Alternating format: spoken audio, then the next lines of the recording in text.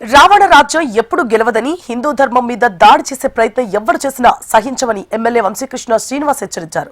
జనసేన ప్రజాపక్షాన ఉంటుందని స్పష్టం చేశారు.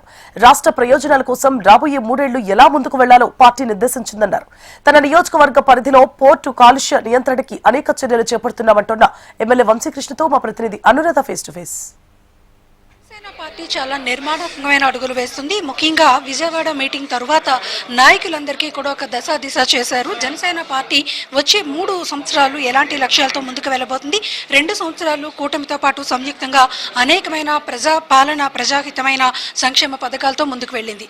సో వారి యొక్క ఇంటెన్షన్స్ ఏంటి, అలాగే వచ్చే 3 సంవత్సరాల లక్ష్యాలేంటి, ప్రస్తుతం రాజకీయ పరిణామాల మీద జనసేన నేతల యొక్క స్టాండ్స్ ఏంటి, వీటికి సంబంధించి సౌత్ కాన్స్టిట్యున్సీ ఎమ్మెల్యే వంశీకృష్ణ గారు నాతో ఉన్నారు. ఒకసారి మాట్లాడదాం. సార్, జనసేన పార్టీ నుంచి చాలా కన్స్ట్రక్టివ్ మోటోతో చిన్న స్థాయి నాయకుల్ని కూడా ఒక మంచి పొజిషన్ ఇవ్వాలన్న కాన్సెప్ట్తో, అంటే కష్టపడిన వారికి ఒక మంచి పొజిషన్ ఇవ్వడం మన సిద్ధాంతం అన్న కాన్సెప్ట్తో ముందుకు వెళ్తున్నారు.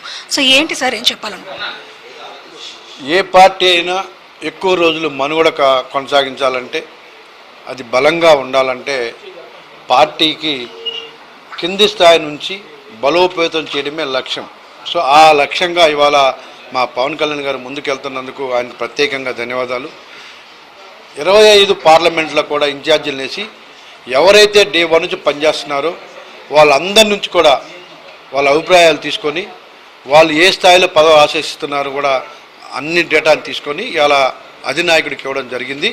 అతి త్వరలోనే బూత్ లెవెల్ నుంచి స్టేట్ వరకు కూడా ప్రతి కమిటీని కూడా నిర్మాణం జరుగుతుంది. ప్రతి ఒక్క కష్టపడ్డ కార్యకర్త, నాయకుడు ఎవరి స్థాయిలో వాళ్ళకి ప్రతి ఒక్కరు కూడా పదవులు వస్తాయి. రానున్న రోజుల్లో స్థానిక సంస్థల్లో కానీ ప్రతి ఒక్క చోట కూడా సముచిత స్థానం కల్పించడానికి పవన్ కళ్యాణ్ గారు అడుగులేస్తున్న విషయం స్పష్టంగా ఆయన తెలియజేయడం జరిగింది. సార్, అంటే మీ కాన్స్టిట్యున్సీ వరకు చూసుకుంటే కనుక సౌత్ కాన్స్టిట్యున్సీ చాలా డిఫరెంట్ ప్యాటర్న్ ఉన్న కాన్స్టిట్యున్సీ. ఎందుకనంటే ఒక పక్క పోర్ట్ పొల్యూషన్, మరోవైపు చూస్తే మత్స్యకారుల సమస్యలు, ఇంకోవైపు చూస్తే ఇటు కేజీహెచ్ లాంటి నిత్యం ఏదో ఒక ఉత్తరాంధ్ర ప్రజలందరూ అక్కడ వచ్చి వారి యొక్క ఆరోగ్యం కోసం వాళ్ళు వెళ్ళే పరిస్థితి. అంటే చాలా రకాలైన ఒక ప్రాధాన్యత ఉన్న నగరం విశాఖపట్నంలోనే ఒక పాత నగరం. సో ఈ మీ కాన్స్టిట్యున్సీ మీద మీ అభివృద్ధి ఫోకస్ ఎలా ఉంటుంది? ఇవాళ సౌత్ నియోజకవర్గం చూసుకుంటే పొల్యూషన్కి మేజర్ కారణంగా ఉన్నటువంటి ఒక ప్రాంతం ఏదైతే ఎస్ఎల్ కెనాల్ ఉందో దాన్ని పూర్తి స్థాయిలో 20 కోట్లు పెట్టి ఆధునీకరణ చేస్తూ ఉన్నాం. ఆ చుట్టుపక్కల కూడా చెట్లు పెంచి ఆ ప్రాంతం నుంచి ఎటువంటి పొల్యూషన్ రాకుండా కూడా ఉండడానికి ప్రయత్నం చేస్తున్నాం. అలాగే రైల్వే స్టేషన్ దగ్గర నుంచి ఎస్ఎల్ కెనాల్ వరకు, కోట వీధి వరకు ఉన్నటువంటి ఆ ప్రాంతాన్ని అంతా కూడా పెద్ద పెద్ద చెట్లు, గ్రీనరీ పెంచేసి పోర్టు నుంచి వచ్చే కాలుష్యాన్ని అడ్డుకోవడానికి తీవ్ర ప్రయత్నం కూడా జరుగుతూ ఉంది.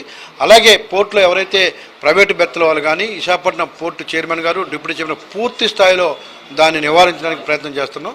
అలాగే కూటమి ప్రభుత్వం వచ్చిన తర్వాత ఆ ప్రాంతంలో ఉన్నటువంటి ఒక ఎస్ఎల్ కెనాల్ కానీ, లేకపోతే స్టేడియం కానీ, లేకపోతే ఆ ప్రాంతంలో ఒక రైతు బజారు, అలాగే నెహ్రూ బజారు, అలా పూర్ణ మార్కెట్టు, ఆ ప్రాంతంలో ఎక్కడైతే మౌలిక సదుపాయాల కోసం సామాజిక భవనాలు కావాలో వాటన్నింటినీ కూడా నిర్మించడం జరిగింది.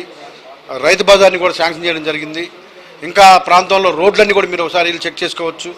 ఆ ప్రాంతం ఎక్కడ కలకల్లాడుతుంది. ఎప్పుడు కూడా ఒకప్పుడు కోట వీధిని ఆ ప్రాంతం నుంచి భీమిలిపట్నం వైపు వెళ్ళేవాళ్ళు, ఇప్పుడు రివర్స్లో అవుతుంది.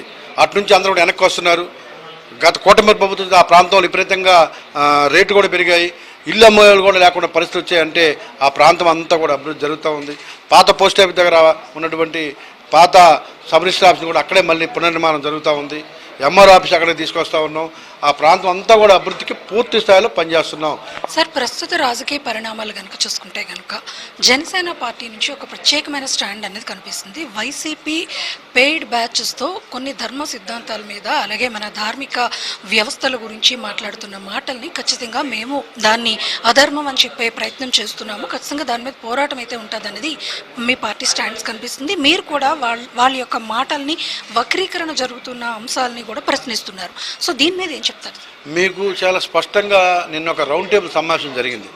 ఆ సమావేశంలో గత కొన్ని రోజులుగా భారతదేశ సమగ్రత మీద, సనాతన ధర్మం మీద, వివిధ మతాల మీద జరుగుతున్నటువంటి మాటలకి, దాడులకి కారణం ఎవరున్నారో చాలా స్పష్టంగా అంబటి రాంబాబు గారి మాటల్లో చాలా స్పష్టంగా తెలిసింది. ఓ పక్క ఏబి వెంకటేశ్వరరావు, ఓ పక్క చికెన్ నారాయణ, వీళ్ళందరూ కూడా అక్కడ కూర్చొని ఈ యొక్క రావణుడికి సపోర్ట్గా ఉన్నటువంటి ఆ బ్యాచ్, మరో పక్క ప్రకాష్ రాజు, మరో పక్క శ్రావణు, వీళ్ళందరినీ కూడా ఆడిస్తుంది వైఎస్ఆర్ కాంగ్రెస్ పార్టీ. జగన్మోహన్ రెడ్డి గారు అలియాస్ జాంబీరెడ్డి, ఈ జాంబీరెడ్డి జనాల మధ్య చిచ్చు పెడుతున్నారని చెప్పేసి పదే పదే చెప్తూ ఉన్నాం. ఈయన చేస్తున్నటువంటి కుట్రే ఈ యొక్క అన్నిటికీ కూడా జరుగుతున్నటువంటి గొడవలకు కారణం అని చెప్పేసి కూడా మేము చాలా స్పష్టంగా తెలియజేశాం. నిన్న రౌండ్ టేబుల్ సమావేశం దాన్ని క్లియర్గా ప్రజలు గ్రహించారు, ప్రజల దృష్టికి వెళ్ళింది. ఈసారి ఆ పార్టీని సున్నా చేసే ప్రయత్నం కూడా ప్రజలు చేస్తారన్న విషయాన్ని చాలా స్పష్టంగా తెలియజేస్తాం. ఇది ఇక్కడ మొత్తానికి చూసుకుంటే కనుక వచ్చే 3 ఏళ్లలో మరి సుపరిపాలన లక్ష్యాల్ని మేము నిర్దేశించుకొని ముందడుగు వేయబోతున్నాం. అలాగే మా నియోజకవర్గం వరకు కూడా పొల్యూషన్ లేని ఆ నియోజకవర్గాన్ని మేము సిద్ధం చేసేందుకు అన్ని ఏర్పాట్లని కూడా చేస్తున్నాము. అలాగే వైసీపీ పార్టీ నుంచి ఏవైతే కుట్ర కోణాలు బయటపడుతున్నాయో, అలాగే ధార్మిక సిద్ధాంతాల మీద, అలాగే మన సనాతన ధర్మం మీద చేస్తున్న కామెంట్స్ని జనసేన నుంచి ఖచ్చితంగా మేము పోరాటం తీసుకొచ్చి మరి దాన్ని ఎదుర్కొనే ప్రయత్నం కూడా చేస్తున్నామని చెప్తున్నారు. వీడియో జర్నలిస్ట్ ధనుష్తో అనురాధ, HM టీవీ, విశాఖపట్నం.